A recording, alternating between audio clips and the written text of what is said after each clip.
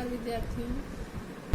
पिछले वीडियो में मैंने सहर्ष स्वीकारा है काव्य के कुछ अंश पढ़ाए थे। इस वीडियो में उसके आगे का भाग पढ़ा रही हूँ। सचमुच मुझे दंड दो कि मैं भूलूं, मैं तुम्हें भूल जाने की। कवि यहाँ अपनी प्रेयसी से विनती कर रहे हैं कि मैं तुम्हें भूलना चाहता हूँ और मुझे ऐसा दंड दो कि मैं तुम्हें भूल जाऊँ। वह अपने प्रेयसी से की यादों से मुक्त होना चाहते हैं और दंड क्या मांग रहे हैं? दक्षिणी ध्रुवी अंधकार अमावस्या। वह दंड के रूप में दक्षिणी ध्रुव के अंधकार अमावस्या के समान अंधकार में जाना चाहते हैं, जहाँ पर शरीर पर, चेहरे पर अंतर में पालू मैं, झेलू मैं, उसी में नहा लूं मैं। और उस अंधकार में वो उनका शरीर, उनका चेहरा, उनका अंतर मन उसी में डूब जाए, उसे सहन करे। ऐसी वो सजा पाना चाहते हैं अपनी प्रेयसी से, उसे भूलने के लिए। ये कि तुमसे ही परिवेष्टित आच्छादित रहने का रमणीय यह उजेला अब सहा नहीं जाता। वह अपनी प्रेमिका से इसलिए दूर होना चाहते हैं क्योंकि अब उनसे, उनकी प्रेयसी के चारों तरफ से घिरा हुआ सुंदर उजाला अब उनसे सहा नहीं जाता। अब वह उसे सहन करने में असमर्थ है क्योंकि वह अब आत्मनिर्भर बनना चाहते हैं। उनका पूरा जीवन उनके प्रेयसी के इर्द गिर्द ही था, उससे वो मुक्ति पाना चाहते हैं।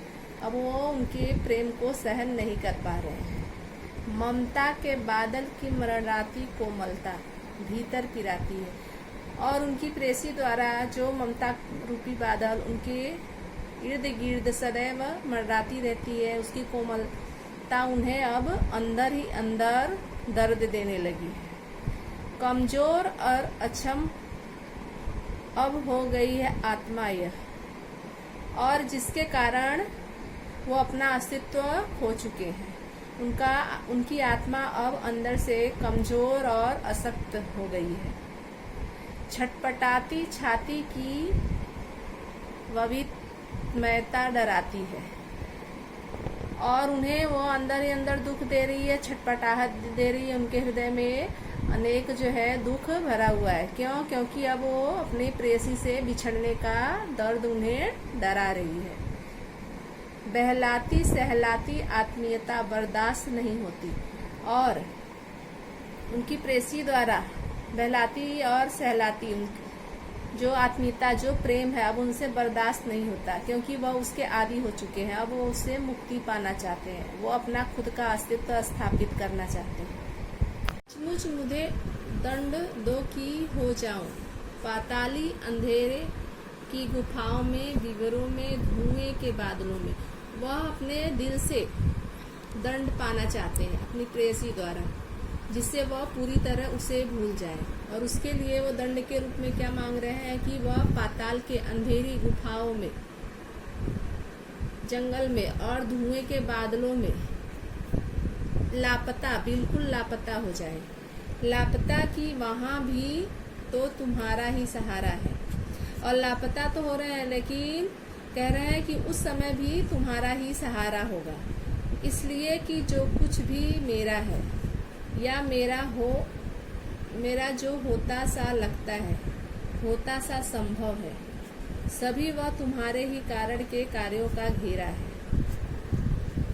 कवि यहाँ पर मुक्त यादों से, प्रेम से मुक्त होना चाहते हैं, लेकिन वहाँ पर भी लापता होने के बाद भी वो उनकी प्रेयसी का सहारा वहाँ उन्हें दिखाई देता है। और इसलिए दिखाई देता है क्योंकि उनके जीवन में जो कुछ भी प्राप्त हुआ है और जो कुछ उन्हें मिलने वाला होता है या फिर मिलने की संभावना होती है, वो सारी चीजें उनकी प्रेयसी उसे उसका कारण बताते हैं।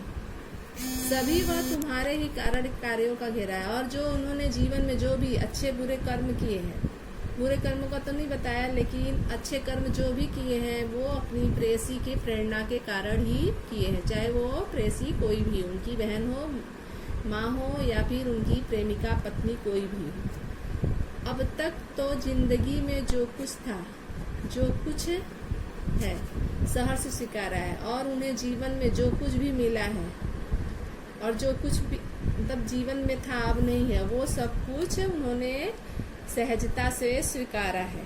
इसलिए कि जो कुछ भी मेरा है वह तुम्हें प्यारा है, और उसे सहजता से इसलिए स्वीकार किया है कि उन्हें जो कुछ भी प्राप्त हुआ है वह उनकी प्रेयसी की वजह से ही प्राप्त हुआ है। यहाँ एक बात स्पष्ट हो जाता है कि मुक्तिबोध की प्रियतमा रीतिकाल की प्रेयसी नहीं है।